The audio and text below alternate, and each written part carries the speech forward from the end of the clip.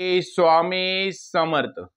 नमस्कार मित्रांनो, आपल्या या यूट्यूब चॅनलवर सर्वांचे स्वागत आहे. आणि आज आपण बघणार आहोत मेष राशी 7.5 चालू आहे आणि 7.5च्या काळात मेष राशीच्या व्यक्तींनी कोणती काळजी घ्यायची आहे, कोणत्या असं तुमच्या गोष्टीवर नियंत्रण तुम्हाला ठेवायचं आहे, म्हणजे 7.5चा तुम्हाला कुठलाही त्रास जाणवणार नाही आणि कुठले उपाय तुम्हाला करायचे आहे हे आपण या व्हिडिओमध्ये सविस्तर जाणून घेणार आहोत. म्हणजे मित्रांनो बघा की मेष राशीसाठी हा 7.5 स्पेशल व्हिडिओ आपण बनवलेला आहे. तरी मित्रांनो मेष राशी व्यक्तींनी हा संपूर्ण व्हिडिओ नक्की बघा, त्यात तुमच्या जीवनामध्ये तुम्हाला नक्कीच फायदा होणार आहे. आणि जर आपण चॅनलवर नवीन असाल तर चॅनलला नक्की सबस्क्राईब करा आणि हा व्हिडिओ आवडल्यास व्हिडिओला नक्की लाईक करा आणि आपले जे मित्रमंडळी असतील, नातेवाईक असतील त्यांना हा व्हिडिओ जास्तीत जास्त शेअर करा आणि कमेंटमध्ये श्री स्वामी समर्थ अशी नक्की लिहा. तर चला मित्रांनो व्हिडिओला सुरुवात करूया. मित्रांनो बघा की मेष रास ही राशी चक्रातली पहिल्या नंबरची रास आहे आणि मेष राशीचे स्वामी हे मंगळ ग्रह आहेत. मित्रांनो अतिशय धाडसी, पराक्रमी अशी रास म्हणजे मेष रास. मेष राशीचे व्यक्ती अतिशय धाडसी असतात, पराक्रमी असतात, परंतु एकच गोष्ट त्यांना असते की त्यांना राग लवकर येत असतो, त्यांना चिडचिडेपणा लवकर होत असतो. त्यामुळे मित्रांनो ही रास व्यक्ती थोडेसे मागे पडलेले असतात. परंतु कुटुंबावर संकट आलं, कोणावरही संकट आलं तर पहिल्यांदा त्या संकटाला उभं राहणारी व्यक्ती म्हणजे मेष राशीची व्यक्ती होय. मेष राशीची व्यक्ती समाजासाठी, मित्रांसाठी, परिवारासाठी नेहमी अग्रेसर पुढे असतात आणि कुठल्याही कामाचा कंटाळा त्या मेष राशीच्या व्यक्तींना नसतो. अशाच मेष राशीच्या व्यक्तींना बघा की आता 7.5 चालू आहे, 7.5चे प्रथम चरण चालू आहे. मित्रांनो 7.5 चालू झाली की लोक घाबरायला लागतात की बाबा आता मला शनीची 7.5 चालू आहे, कुठलंही काम झालं नाही तर म्हणतात 7.5मुळे झालं नाही, काही झालं अडचणी आल्या तर 7.5मुळे झालं.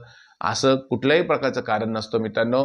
तुमचे कर्म चांगले ठेवा, तुमचे कर्म चांगले असले, तुमचे पुण्य असलं, तुम्ही जर चांगलं काम करत असले तर तुम्हाला कुठल्याही प्रकारची अडचण 7.5मुळे येणार नाही. परंतु मित्रांनो 7.5 चालू आहे, 7.5 चालू असले की थोडीशी अडचण ही नेहमी येत असते. तर अडचणीवर मात करण्यासाठी तुम्हाला काही काळजी सुद्धा घ्यायची लागते. मित्रांनो प्रत्येक गोष्टीत मेष राशी व्यक्तींनी जर काळजी घेतली तर 7.5 ही तुम्हाला अजिबात जड जाणार नाही. तुमचे काम होणार, तुम्हाला कुठल्याही प्रकारची अडचण येणार नाही, कुठल्याही प्रकारचा त्रास तुम्हाला जाणवणार नाही, कुठल्याही प्रकारचं तुम्हाला लोकांकडनं विरोध जाणवणार नाही. त्यामुळे मित्रांनो बघा पहिली गोष्ट म्हणजे वाणीवर नियंत्रण. मित्रांनो मेष राशी व्यक्तींनी कोणाशीही बोलताना, आपल्या वरिष्ठांशी, नोकरीमध्ये आपल्या वरिष्ठांशी बोलताना, आपल्या घरांमध्ये बोलताना, आपल्या नातेवाईकांशी बोलताना, आपल्या मित्रांशी बोलताना आपल्या वाणीवर नियंत्रण ठेवायचं आहे. समोरच्या व्यक्तीला बोलताना राग येणार नाही, तुमचे शब्द त्या व्यक्तीला लागणार नाही याची काळजी तुम्हाला घ्यायची आहे. म्हणजेच काय मित्रांनो वाणीवर तुम्हाला नियंत्रण ठेवायचे आहे. गोड वाणी तुम्हाला येणाऱ्या काळात किंवा आत्ताच्या काळात तुम्हाला बोलायची आहे. तुमच्या प्रत्येक गोष्टीचा, समजा तुम्ही नोकरीमध्ये असेल आणि त्या गोष्टीचा जर तुमच्या वाणीवर नियंत्रण नसेल तर समोरच्या व्यक्तीला त्याचा त्रास होत असतो, त्याचा राग येत असतो आणि तुमच्या कामात अडथळे येत असतात. त्यामुळे कोणाशीही बोलताना तुमच्या वाणीवर नियंत्रण ठेवा, गोड शब्दात त्याच्याशी बोला, नेहमी तुमचं चांगलंच काम होणार आहे. जर तुम्ही बिझनेसमध्ये असाल तर आपल्या कस्टमरशी बोलताना सुद्धा तुम्हाला वाणीवर नियंत्रण ठेवायचं आहे. कुठल्याही बाबतीत तुम्हाला वाकडं तिकडं बोलायचं नाही. प्रत्येक कस्टमरला, येणाऱ्या प्रत्येक ग्राहकाला तुम्हाला गोडच बोलायचं आहे. जर तुम्ही नोकरीमध्ये असाल तर नोकरीमध्ये तुम्हाला व्यवस्थित बोलायचं आहे. तुमच्या परिवाराशी तुम्हाला व्यवस्थितच बोलायचं आहे. त्यानंतर दुसरी महत्त्वाची काळजी तुम्हाला घ्यायची आहे ती म्हणजे रागावर नियंत्रण ठेवा. मित्रांनो मेष राशीच्या व्यक्तींना राग हा लवकर येत असतो. कुठल्याही गोष्टीचा राग त्यांना लवकर येत असतो. त्यांना खोटं अजिबात पटत नाही. परंतु गोष्ट एकच लक्षात ठेवा की जर तुम्हाला रागावर नियंत्रण ठेवता येत असेल तर तुम्ही रागावर नियंत्रण नक्कीच ठेवा. जेवढा तुम्ही रागावर नियंत्रण ठेवा, तुमच्या क्रोधावर नियंत्रण ठेवा, तेवढाच तुमचा फायदा होणार आहे. मित्रांनो कुठल्याही गोष्टीचा जर तुम्ही जर नियंत्रण ठेवला तर त्याचा नेहमी चांगला होत असतो, परंतु रागामुळे नुकसान सुद्धा होत असतं.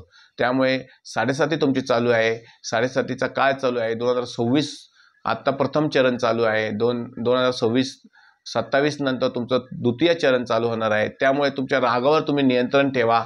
आत्ताच नाही, इथून पुढे येणारा जो काळ असेल त्या काळात तुम्हाला रागावर नियंत्रण ठेवायचं आहे. कुठल्याही गोष्टी जर तुम्हाला राग आला तर तो नियंत्रण ठेवा, हळू बोला, त्याचा विचार करूनच तुम्ही समोरच्याला बोला. त्यानंतर बघूया की कुटुंबाच्या व्यक्तींसोबत चांगले संबंध ठेवा. जे तुमच्या कुटुंबातील व्यक्ती असतील, तुमची बायको असेल, तुमची मुलं असतील, तुमच्या घरातले व्यक्ती असतील, त्यांच्याशी तुमचे चांगले संबंध ठेवा. कोणाशीही वाईट संबंध ठेवू नका, भांडण करू नका. त्यामुळे तुम्हाला परिवाराची साथ नक्कीच मिळेल.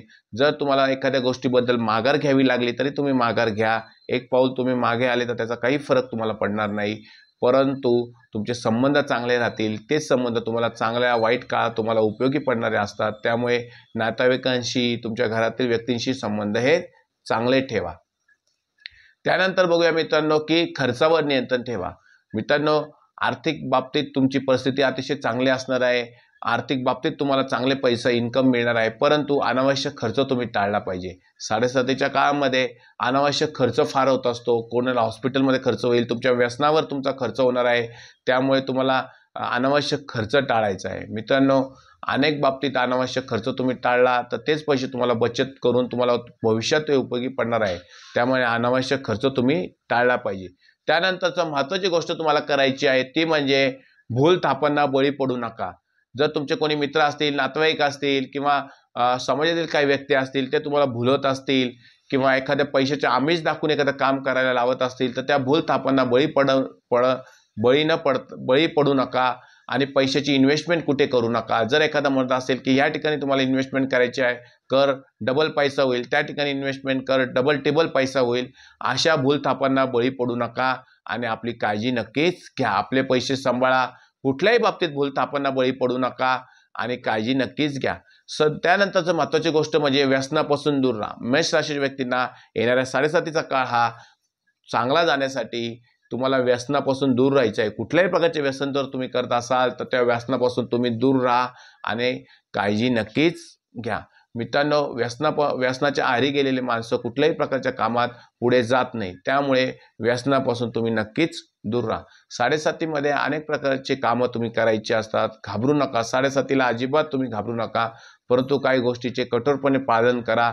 7:30 नक्कीच तुम्हाला मार्ग मिळत असतो.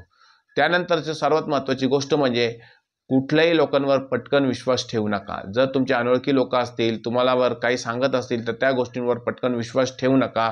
डोळे झाकून विश्वास ठेवू नका. आधी बघा आणि मगच विश्वास ठेवा. मित्रांनो, काही गोष्टींचे पालन तुम्हाला करायचे आहे. त्याचबरोबर तुम्हाला काही उपाय देखील 7:30 करायचे आहे. त्यातला पहिला उपाय म्हणजे शनी महाराजांना तुम्हाला काळे तीळ व तेल व्हायचे आहे. दर शनिवारी शनी महाराजांना जाऊन तुम्हाला काळे तीळ व तेल व्हायचे आहे. त्याचप्रमाणे तुम्हाला हनुमान चालीसाचे वाचन करायचे आहे. मित्रांनो, दररोज जर जमत असेल तर दररोज तुम्ही हनुमान चालीसाचे वाचन करा आणि दररोज ज्याला जमत नसेल त्यांनी दर शनिवारी हनुमान चालीसाचे वाचन करायचे. त्यामुळे तुम्हाला 7:30 नक्कीच फायदा होणार आहे आणि 7:30मध्ये तुम्हाला चांगले हे फळ नक्कीच मिळणार आहे. जर तुम्ही हे छोटे छोटे उपाय जर केले तर 7:30चा काळ हा तुमच्यासाठी अतिशय चांगला जाणार आहे. मित्रांनो, हा व्हिडिओ जर तुम्हाला आवडला असल्यास व्हिडिओला नक्की लाईक करा, चॅनलला सबस्क्राईब करा आणि कमेंटमध्ये श्री स्वामी समर्थ अशी नक्की लिहा. श्री स्वामी समर्थ महाराज की जय.